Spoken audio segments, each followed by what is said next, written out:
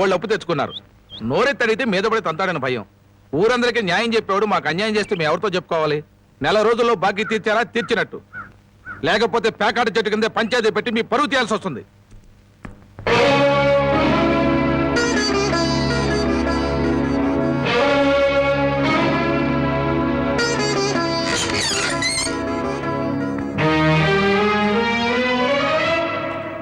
మగాడన్నాక కాస్త పౌరుషంగా బతకాలి. సోమరిపోత కన్నా నోరు లేని దున్నపోతలేనయ్యు. అవి మేత మేస్తాయి, కష్టపడి పని కూడా చేస్తాయి. ఎవరిని బామ్మ అంత ఎమోషనల్ గా తిడుతున్నావు? జానకి గొడ్డి ఇంటికి వచ్చే ఏళైంది, కుడితి కలిపి పెట్టు. తులసి, నువ్వేంటమ్మా ఒక్కతనం ఎలా కూర్చున్నావు? ఏమైందమ్మా? వాతావరణం అంతా వేడివేడిగా ఉంది. జనకి, అన్నం వడ్డించు.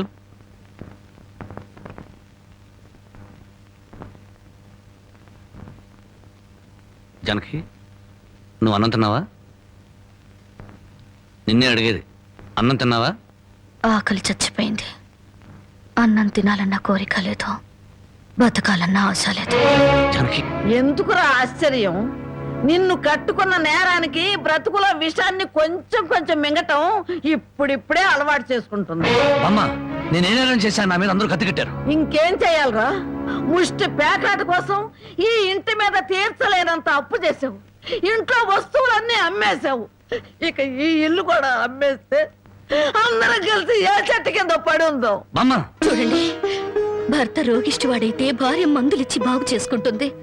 కళ్ళు లేని వాడైతే కంటికి పాపలా చూసుకుంటుంది. కాళ్ళు లేని అవిటి వాడైతే చెయ్యిచ్చి ముందుకు నడిపిస్తుంది. కానీ భర్త జూదగాడు సోమరిపోతూ అయితే ఎలా మార్చుకుంటుంది? కాపురాన్ని ఎలా నిలబెట్టుకుంటుంది? నన్ను క్షమించు జనకి, ఇక మీద పేకాడు జోలికి వెళ్ళినాం. ఈ మాట నువ్వు ఎన్నిసార్లు చెప్పావు, మేము ఎన్నిసార్లు విన్నాం. లేదు బామ్మ, దేవుడి మీద ప్రమాణం చేసి చెప్తున్నాను, ఈ జన్మలో మళ్ళీ పేకాడను. నోరు లేని దేవుడి మీద కాదురా, నిన్ను ప్రాణానికి ప్రాణంగా ప్రేమించే నీ పెళ్ళాం మీద ప్రమాణం చెయ్యి. నా పెళ్ళాం మీద? ఏ మాట తప్పితే నేను చచ్చిపోతానన్నా? అలాగే జనకి, నీ మీద ప్రమాణం చేసి చెప్తున్నాను, ఇక పేగ ముక్కలు తాకను. నీ మీదొట్టు.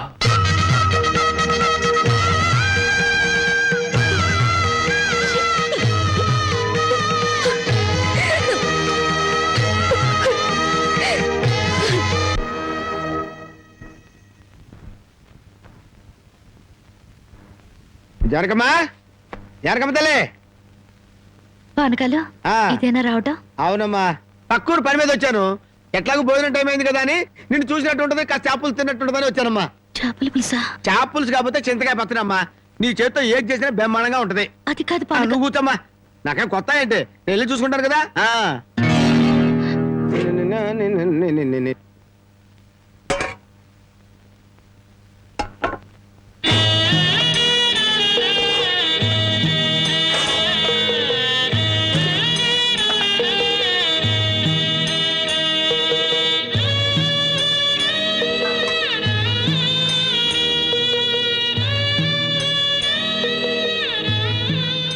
ఏమ్మా, అన్నం వండలేదా? వండటానికి ఏమీ లేదా?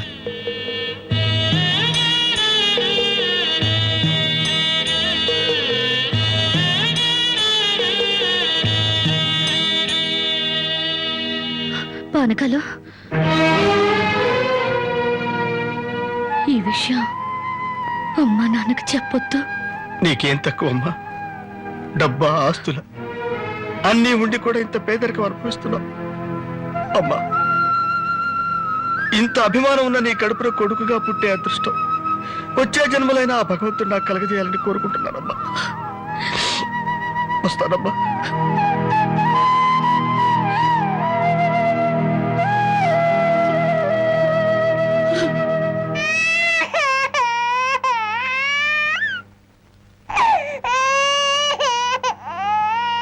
ఏడవకమ్మా, ఏడవకు. మా అమ్మవు కదా, పక్కింట్లో పాలు అడుగుదామన్నా పరువు పోతే ఎన్నిసార్లు అని అడుగుతాం. ఊరుకమ్మా, ఊరుకు.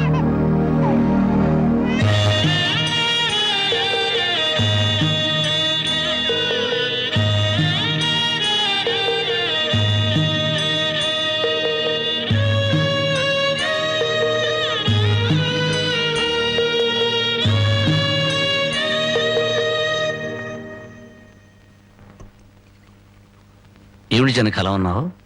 నాకేమండి, బానే ఉన్నాను.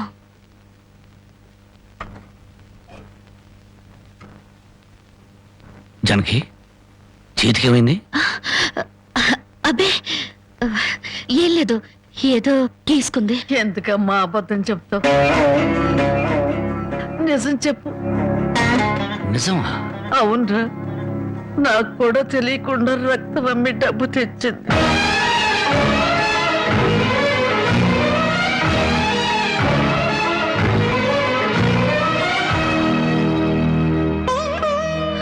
జనకి, నువ్వు రక్తం అమ్మావా?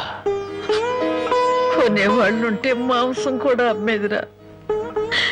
ఇల్లు కడవటానికి, పొయ్యి వెలగటానికి దానికి ఇంతకన్నా మార్గమేముంది? నీకు సంపాదనే ఉంది. ఇదంతా కర్మరా, కర్మ.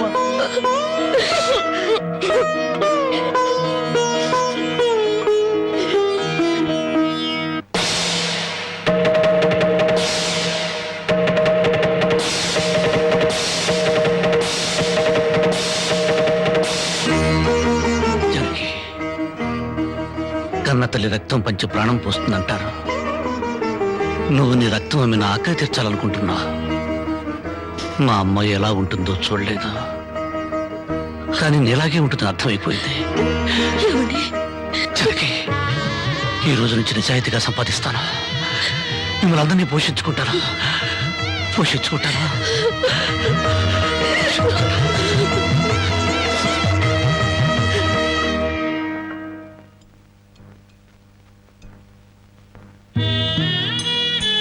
భోంచేస్తున్నారండి అయ్యా, బాగా చేయండి.